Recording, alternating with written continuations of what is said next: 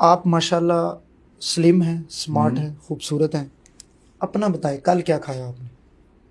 अच्छा, जो अब मैंने सवाल हो गया। अब जो मैंने खाया या है जो आपकी रूटीन है वो जी, बता दें। जो मैंने जो मैं खा मुझसे ये सवाल अक्सर मेरे पेशेंट भी करते हैं, तो मैं उनसे कहता हूँ यार छोड़ो इसको, रहने दो, तुम नहीं कर सकोगे। अच्छा। हाँ, वो कहते हैं कैसे? मैंने कहा यार मैं रूटीन में 2 खाने खाता हूँ जो ठीक है। कार्बोहाइड्रेट फ्री होते हैं। अच्छा। कार्बोहाइड्रेट फ्री होते हैं, यानी सुबह का जो मेरा नाश्ता है वो अंडों के ऊपर, चाय के ऊपर मुश्तमिल होता है। और ठीक है। उससे मैं 2 क्लिनिक रन करता हूँ रात 12 बजे तक, बल्ले बल्ले बल्ले। और मुझे भूख नहीं लगती। इन बिटवीन मैं स्नैकिंग नहीं करता। बहुत ज्यादा दिल करे तो शाम को 1 कप फीकी चाय का ले लेता हूँ, रात को मैं डिनर करता हूँ अपनी मर्जी का। हफ्ते में कम से कम 3 दिन मैं 18 से 20 घंटे का वाटर फास्ट करता हूँ। अच्छा यानी जी। सुबह मैंने नाश्ता ले लिया, ठीक है। ठीक है जी, उसके बाद सारा दिन मैं अब 18 या 20 घंटे पूरे करूंगा, और उसके बाद मैं अगला खाना खाऊंगा, इस सिर्फ पानी पीऊंगा। जिसको इंटरमिटेंट फास्टिंग इंटरमिटेंट फास्टिंग कह कहते लें या हैं। टाइम रिस्ट्रिक्टेड ईटिंग कह लें, कुछ भी कह लें। तो उसके अलावा जो सबसे इसमें जबरदस्त चीज है, स्नैकिंग है। मैं स्नैकिंग नहीं करता, बिल्कुल नहीं करता। हाँ, कभी संडे वाले दिन बच्चों के साथ उन्होंने कुछ मंगाया तो एक आध चीज ले लूंगा। मेरे हफ्ते में कम से कम 3 से 4 वाटर फास्ट होते हैं, और सम टाइम ये वाटर फास्ट 24 घंटे भी जाता है। यानी आज मैंने सुबह नाश्ता किया ना, तो अगले दिन मैं नाश्ता करता हूँ, तो अच्छा ठीक है। और मुझे कोई क्रेविंग नहीं होती।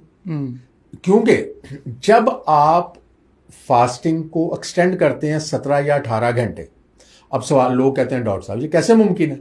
मुमकिन ऐसे है, और ये चीज बड़ी साइंटिफिकली प्रूव है कि जब आप फास्टिंग आपकी एक्सटेंड करती है 16 घंटे से ऊपर, अब आपकी बॉडी के अंदर कार्बोहाइड्रेट के जो स्टोर्स हैं वो डिप्लीट हो जाते हैं, जो खत्म हो जाते हैं। रिजर्व पड़ा होता है वो कहाँ पे थे? वो आपके ग्लाइकोजन की शक्ल में आपके लिवर के अंदर स्टोर थे। ग्लाइकोजन स्टोर्स डिप्लीट हो गए, आपका जो ग्लूकोनियोजेनेसिस की वजह से था वो डिप्लीट हो गया।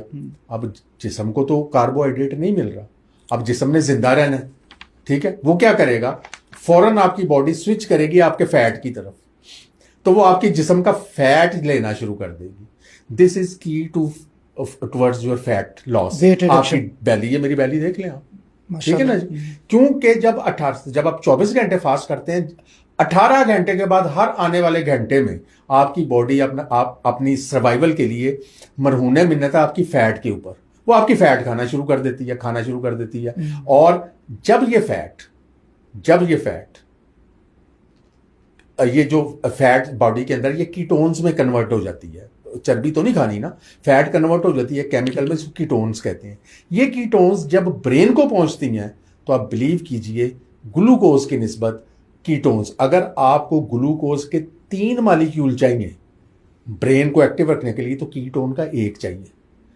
तो ब्रेन का पसंदीदा खाना कीटोन्स है, ग्लूकोज नहीं है। यही वजह है कि मैं जब मेरी फास्टिंग लंबी होती जाती है, मेरी जहनी सलाहियतें वो और खुलना शुरू हो जाती हैं। उस दिन मैं रात को ज्यादा अच्छा पढ़ता हूं, उस दिन रात को मुझे कॉम्प्लिकेटेड मेडिकल कॉन्सेप्ट्स की ज्यादा अच्छी समझ आती है। आपने कहा डिनर, जी बात पूरी करें जी। इस वजह से कि कीटोन्स अब ब्रेन को जा रही हैं, और ये पसंदीदा खाना है ब्रेन का। और आप जितना ज्यादा कीटोन्स पे रिलाई करना शुरू हो जाएंगे, बॉडी को कीटोन्स पे डालेंगे, एक तो फैट लॉस होगा और दूसरा आपकी जहनी सलाहियतें। और यही वजह है कि अल्जाइमर के मरीजों को, इस पर स्टडीज मौजूद है, भूलने की बीमारी अल्जाइमर डिमेंशिया वालों को जितना भूखा रखेंगे आप, उनका अल्जाइमर और डिमेंशिया उतना स्लो डाउन हो जाता है। जब हम मरीज को कहते हैं और डॉक्टर साहब अब्बा जी 80 साल दे आने तो 80 उन्होंने कुछ भी ना दे खान, ऐसा तो कमजोर हो जाएंगे। अगर आपने डिमेंशिया ठीक करना है तो अपने वालिद साहब का या वालदा साहबा का जो मोड ऑफ एनर्जी है उसको कीटोन्स पे शिफ्ट करें, ठीक है। अब ये चीजें जो हैं ये नहीं है लोगों के लिए, लेकिन ये साइंटिफिकली रिसर्च डाटा है। अच्छा, आपने कहा लंच नाश्ता तो आपने बता दिया, डिनर में क्या खाते हैं फिर? डिनर में अपनी मर्जी का करता हूं, जब मैंने ये सारा दिन ये किया हुआ है, ठीक है, सारा दिन भूखे रहने के बाद। लेकिन मेरी तरतीब वही होती है, मैं चावलों को हत्तुल वसा अवॉइड करता हूं।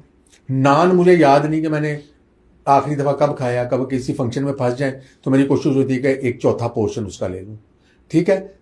चावल जो है मैं उसको अवॉइड करता हूं, आलू के चिप्स ये वो, मैं इन चीजों को अवॉइड, स्टार्चेस से, मैदे से, जो कार्बोहाइड्रेट की तरफ जाए, जी कार्बोहाइड्रेट की तरफ जाए।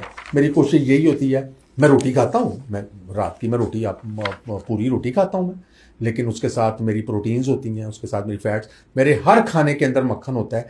और हर ये जो खाना जो मैं लेता हूँ, तो मक्खन को आज से नहीं, मैं कोई 30-35 साल से मेरे दोनों खानों में सुबह भी मक्खन होता है और रात के खाने में भी देसी घी। मक्खन होता है। और आपको मैं बताऊं, मैं हर साल अपने टेस्ट कराता हूँ। अभी मैंने लास्ट कोई पिछले माह अपना कोलेस्ट्रॉल चेक कराया, तो एलडीएल कोलेस्ट्रॉल, जिसको बैड कोलेस्ट्रॉल कहते हैं, वो मेरा 123 है, मक्खन खाने के बावजूद। रोटी या डबल रोटी के ऊपर रखा हुआ मक्खन बुरा नहीं है, मक्खन के नीचे पड़ी हुई रोटी बुरी है। वाह वाह वाह, क्या बात है।